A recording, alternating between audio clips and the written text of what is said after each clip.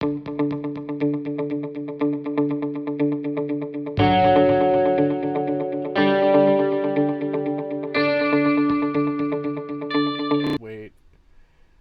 I have to do headphones. There we go. Hello, welcome to Comics and Dragons, the YouTube D&D comic book show where I talk about maybe D&D comics, maybe not. We don't know sometimes. This week I chose the comic book, so, it's a very hard chance that this could not be a D&D comic book, and I just saw something that wasn't there. I'm your host, Dylan. These are my wonderful other people. That's Bree. That's Violet. Let's start it off. I So Hello. today's comic this week, as you can see on right there, is Nomen Omen by Marco B. Bucci and oh god damn it, Jacopo Camagni. You'd think someone would have learned how to say this before you started recording. Hey. Everyone butchers names all the time. This is not the first time I've butchered a name. So, sorry to the authors.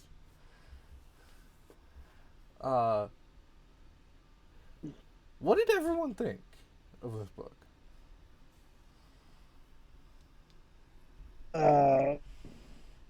from a little bit I read of it, it looked pretty cool. It had some nice little art going on. It had like a pretty okay story going on there, so it was alright.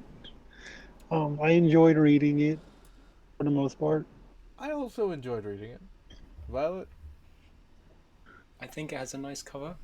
Violet didn't read it. I'm here for witty comment and emotional support. I'm honestly surprised Dylan pulled that one. Asking us what we think of a comic book. Oh, I'm sorry. I thought this To was clarify, I can read, I just did not know that was a requirement. Honestly, I made it vague enough for no one to understand that. So I mean, Violet could have lied. just done that. yeah, she could have. Yeah. She could have just said it was amazing, and we would have been fine. Well, okay, to be fair, it wasn't amazing. I thought it was pretty good. The ending fell off a little bit. I kind of like where the concepts come from and kind of how they grow throughout the story. Yes, that's so much better than Violet. Incredible.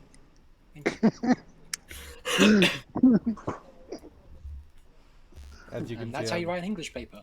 Yep, bullshit your way through.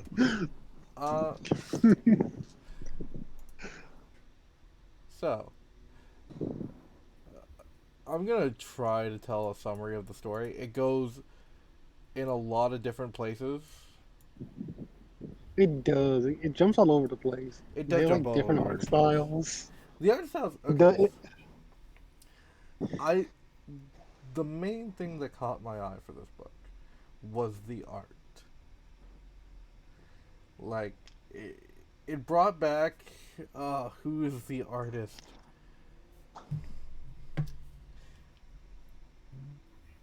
Yeah, it's gonna come to me. Anyway, so it brought like really interesting elements from that cover that I thought were like with the hand coming out of like the chest and all of that. Thought that was all cool.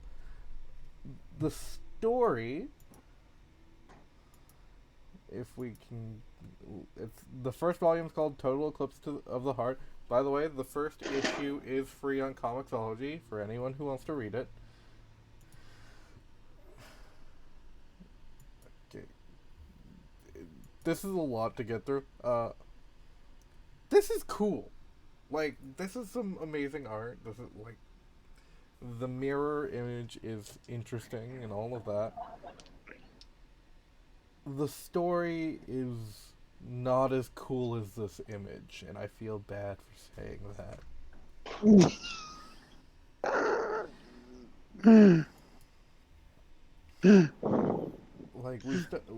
start off in 1995 with this couple who is going to California because they ran away from their parents.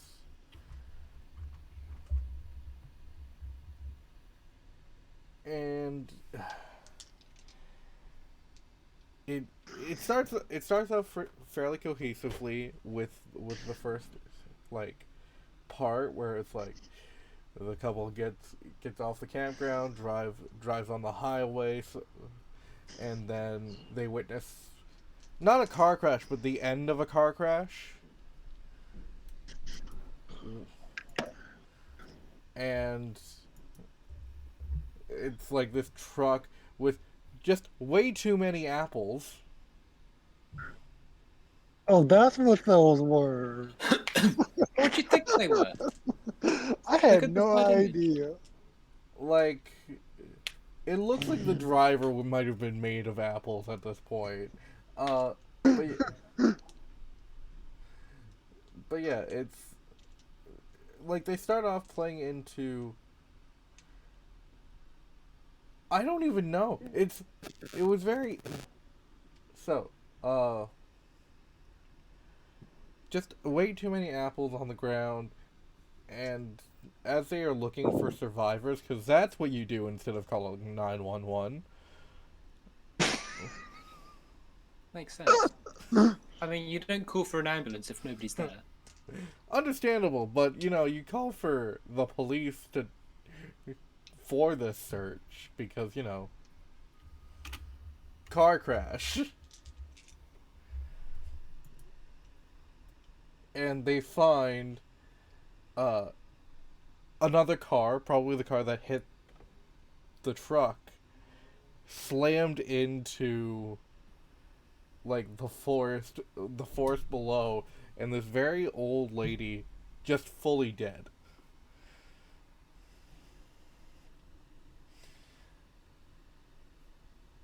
This is not even where it gets jumpy. Like, this is fairly straightforward. They find another survivor. Quite a horror theme. Yeah, it's a horror themed book. It seems to be a horror themed book at the start of it. Like, the colors all seem to be pointing that way.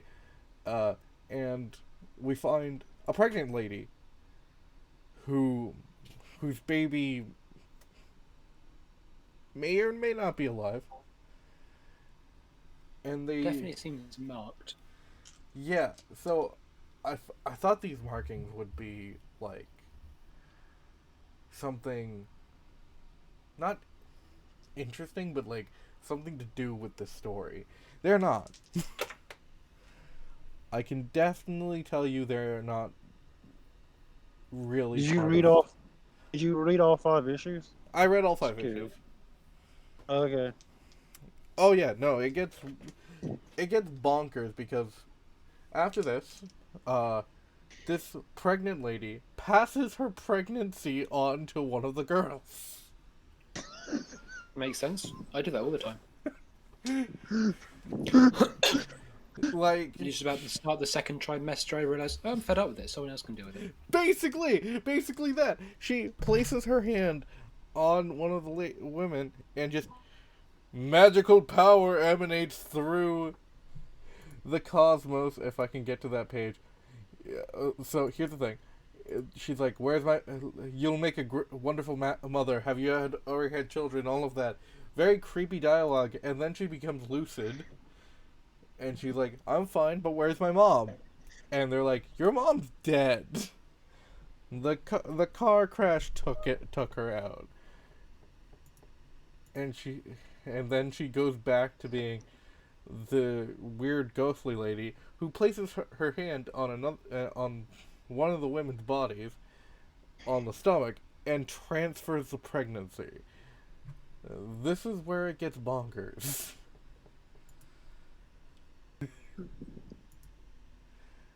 And then as she dies, owls. I read this first issue and I totally forgot about that. Owls come out of there.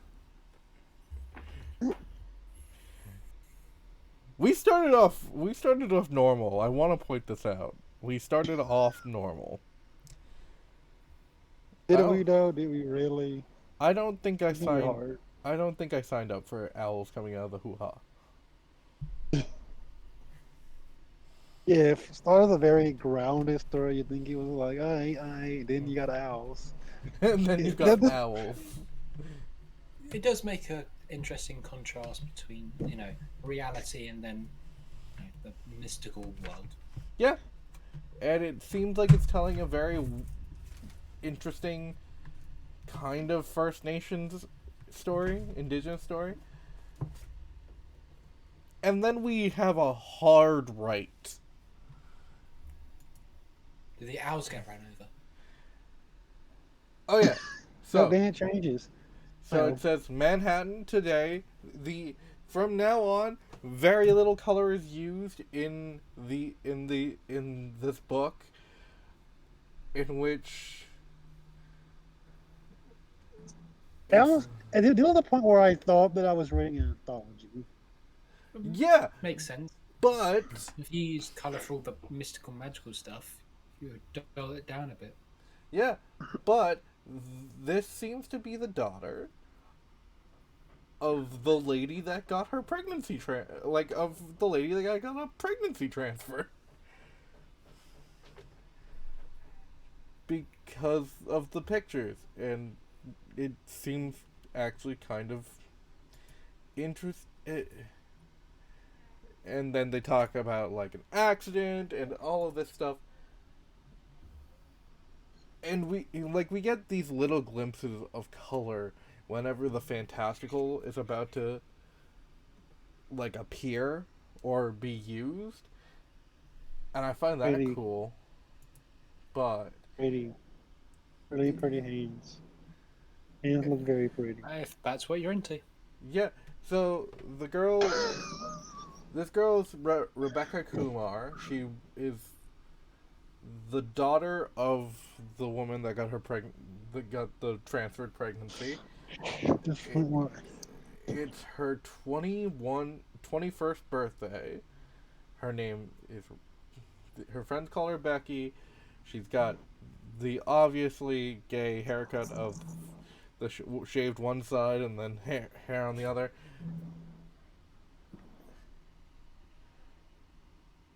This is all fairly normal, which I understand why they're going for the black and white look.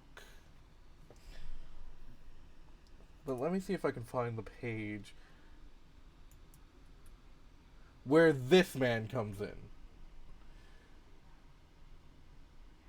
This man was stalking her from the bathroom. She goes into the bathroom and he fully just choke slams her into the stall and becomes owl, Birdman, crows. I don't even know. My first thought was Raven, but I think Crow might be more accurate. Right? Hmm. And these little toddler things are coming out of the mirrors and walls. Very interesting and ominous. And again, you get that splash of color, which is, oh my god, in a black and white book that you're... oh, wait, sorry. In a Did black... you just turn into an ice cream van? No, Bree's near a church. No, that did it. In a very black and white book, the splashes of color are like breaths of fresh air. Because... yeah, I have no answer for why I need color in my books. I tend to quite like the black and white effect, especially if it's used for actually a purpose, like in here. Yeah, it's used for a purpose, and it's an interesting purpose of coloring them fantastical. This Birdman pulls her heart out of her body. This is all still the first issue. It's a lot of That happy about it. it's a lot of information to have thrown at you in the first issue, but he pulls her heart out of her body, still beating, going dum dum. And I think he gains I love the little effect you made right there. Starts to give gain magical effects through stealing her heart, and Gray has ruined mushrooms for me. And now you know how I feel about spiders. Yeah, I now know how you feel about spiders, because mushrooms start to appear around the body, and if you've watched our Eltonian adventure, or, you know, the first 2 episodes of that Eltonian adventure, and not the third one that's supposed to come out at some point, mushrooms ain't good.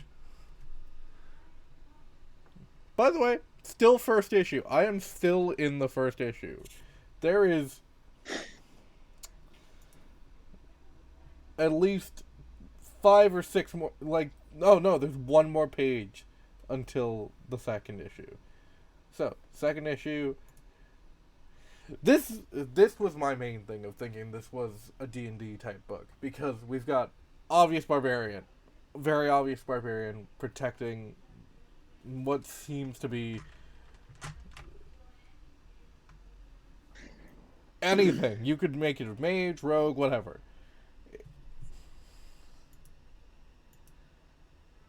And, by the way, we see Crow Dude go back into his regular form. I have no idea. See, again, Yes. I'm going to assume it's a soft magic system. Yeah, it seems to be a soft magic system. It seems to be material based, which I always like material magic. I don't know why. You can describe so much with material magic instead of just, I draw this circle and this appears.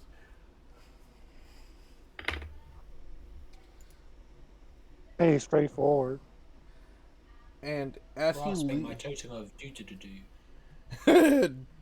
do. As he starts to leave, he starts to spread feathers, which go on to these crow babies, making making them like fatter and look more like birds or babies with bird heads. By the way, don't need to see that upshot. And we get to this. This is beautiful. Pretty art. It's very pretty. This, what seems to be the afterlife, because she did just get, penetrated.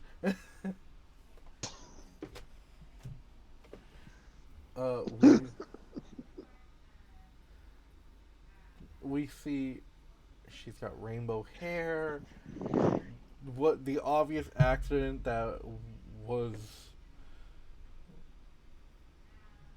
like announced at the beginning of this kind of weird arc is there.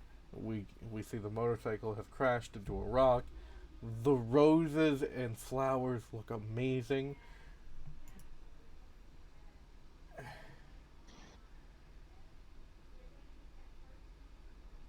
We begin to see what type of magic there is in this world. Again,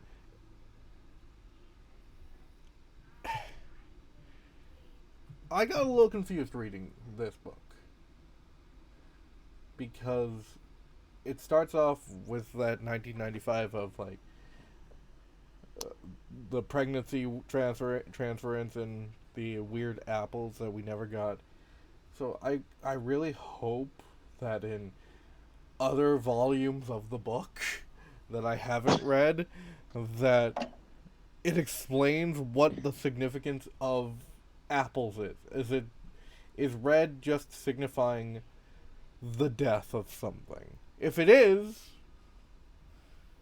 okay, could be an interesting way of putting that.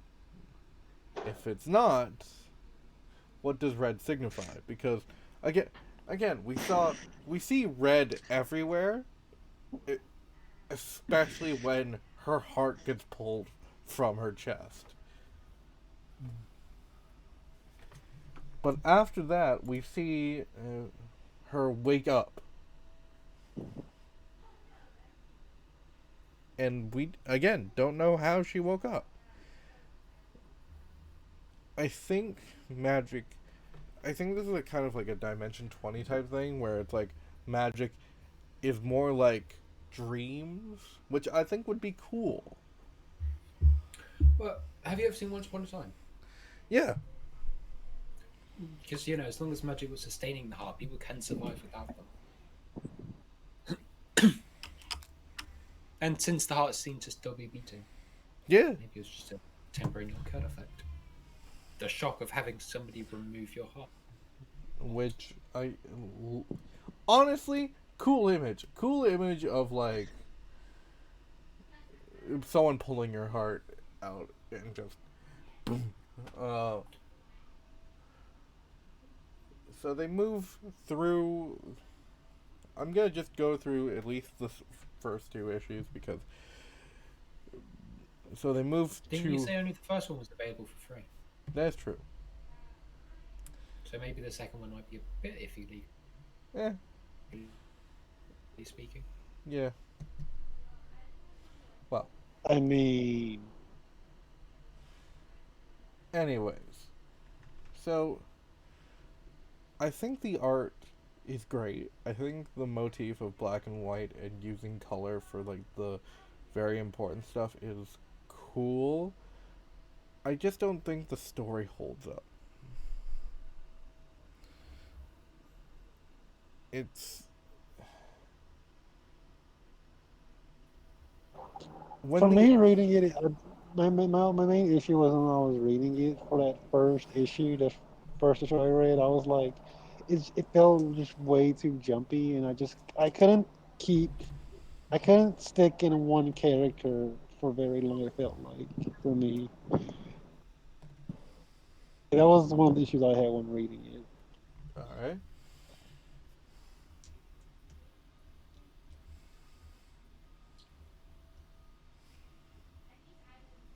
Violet,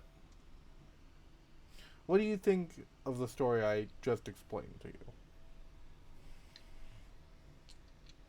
I mean, generally, I think it sounds like it has to be interesting. Like, there's stuff in there that I'm like, oh yeah, this is kind of neat. You got like some of the magic thing going on. I think felt very like certain points. I'm not doing this for witchcraftian mask. Almost like some of the magic stuff, and I was interested in seeing some of the stuff with like the baby thing. That kind of was weird to me when that happened. But I mean, um, no, it has potential. I don't know if it plays that potential. Yeah, it has potential, I guess, to be something. Yeah, it has potential of being a good book. I just don't think I don't think Volume One was the hook that to grab me. Well, so far it definitely sounds interesting. Yeah. Oh, Violet. Definitely read on at least for answers. Yeah. Like, is that a crow or what? Is that a crow or a raven? No one knows. Or is that just a Magic. bird? Magical. Really magical.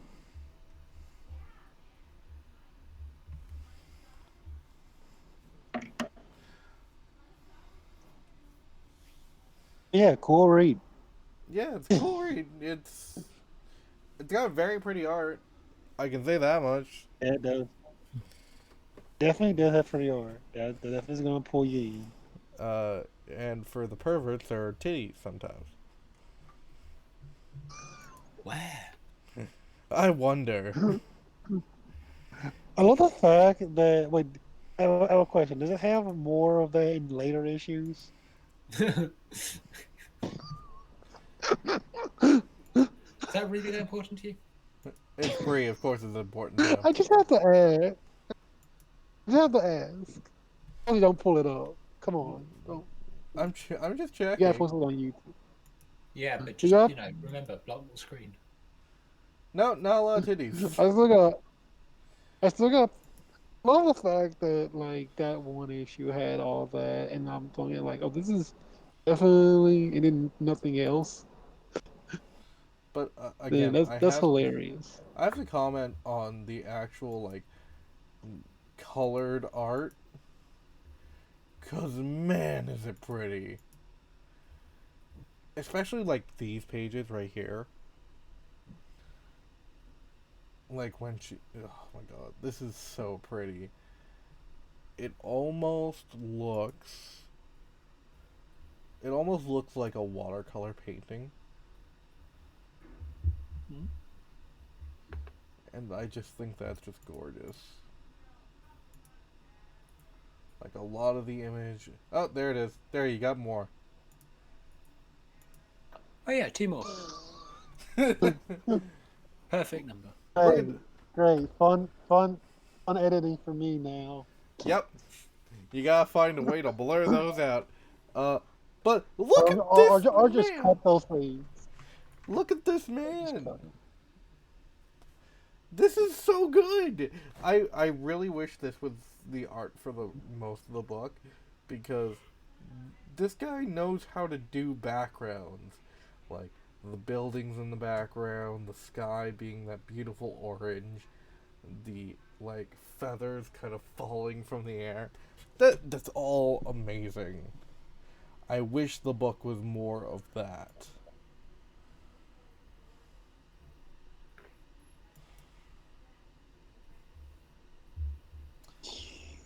I'm just being mean to Bree now. But yeah, I thought it was a fun read. I'm probably not going to pick up volume 2. Yeah.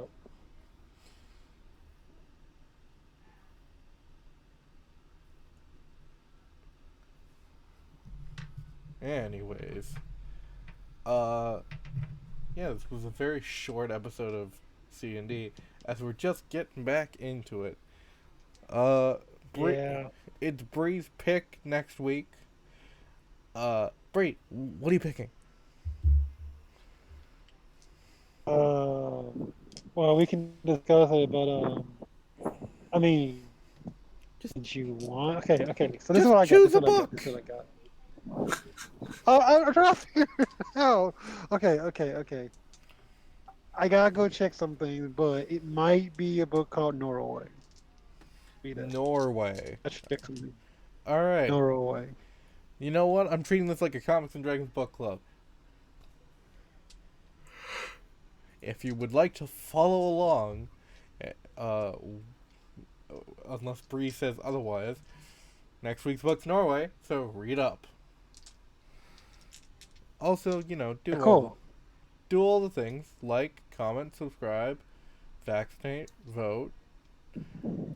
Always gonna be pushing that liberal agenda. Yeah, be Um, gay. be gay, yes. And we will see you guys next time. Bye bye now.